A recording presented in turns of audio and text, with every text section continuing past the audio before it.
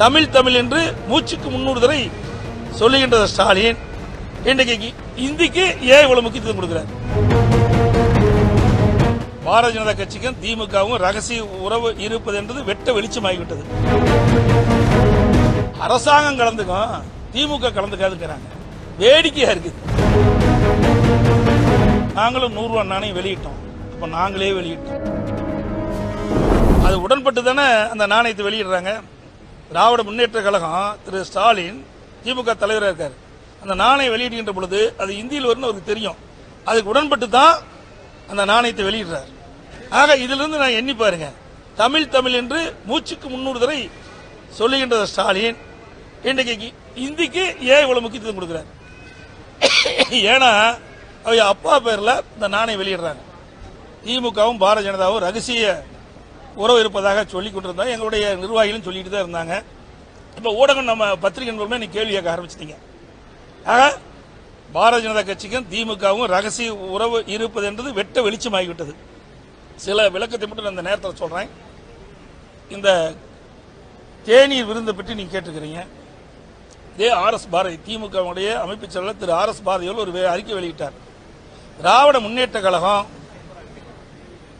மேதகு ஆளுநர் கொடுக்கின்ற தேநீர் விருந்தில் கலந்து கொள்ளாது. ஆகஸ்ட் 15ஆம் தேதி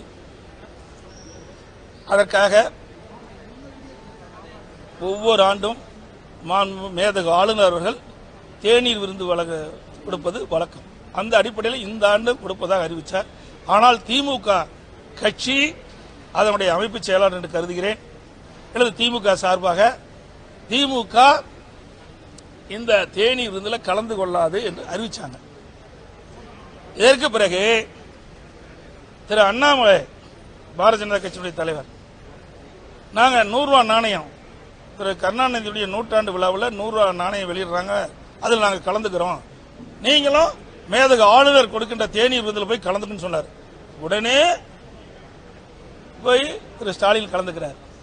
அப்ப திமுக சார்பாக என்ன அறிக்கை வெளியிடுறாங்க? அரசாங்கம் கலந்துக்கும், திமுக கலந்துக்காதுங்கிறாங்க. வேடிக்கையா இருக்குது. திமுக யாரு?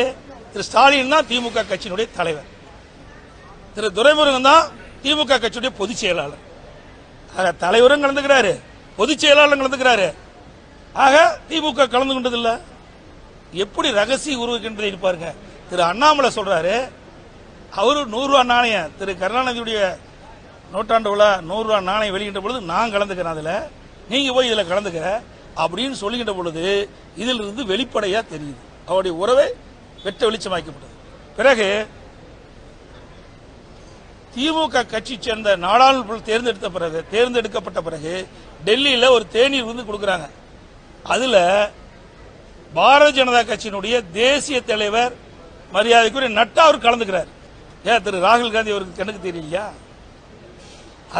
அதே போல திரு கருணாநிதி அவருடைய சிலையை திறக்கிறாங்க சென்னையில். அப்ப யார் திறக்கிறா? முன்னாள் ஜனாதிபதி திரு வெங்கையா நாயுடு திறக்கிறார். அவர் யார்? எப்ப இருந்தாரு? அவர் பாரதிய ஜனதா கட்சியுடைய தலைவராக இருந்தார், பிறகு அமைச்சராக இருந்தார். ஆக அந்த கட்சியை சார்ந்த ஒருவரை வைத்து தான் திறந்தார். இதே எண்ணி பாருங்க. அனைத்து இந்திய அண்ணா திராவிட முன்னேற்ற கழகம் ஆட்சி இருக்கின்ற பொழுது, பொன்மனச்செம்மல் புரட்சித் தலைவர் எம்ஜிஆருடைய 100ஆண்டு வருகின்ற பொழுது அதை கொண்டாடுகின்ற விதமாக நாங்களும் 100 ரூபாய் நாணயம் வெளியிட்டோம். அப்ப நாங்களே வெளியிட்டோம். பாரதிய ஜனதா கூட்டணியில் இருக்கும்போது கூட நாங்கள் கூப்பிடல. ஆக இவர்கள் திரு கருணாநிதி அவர்களுடைய 100ஆண்டு விழாவை கொண்டாட வேண்டும் என்பது அவருடைய விருப்பம். 100 ரூபாய் நாணயம் வெளியிடுவது அவருடைய விருப்பம். ஆனா வெளியிடுவது யார் என்றுதான் கேள்வி. திரு ராகுல் காந்தி கூட்டு வந்து இதை வெளியிட்டுக்கலாம்ல. இதிலிருந்து திராவிட முன்னேற்ற கழகம் பாரதிய ஜனதாவும் ரகசிய உறவு இருப்பது வெட்ட வெளிச்சமாகிறது.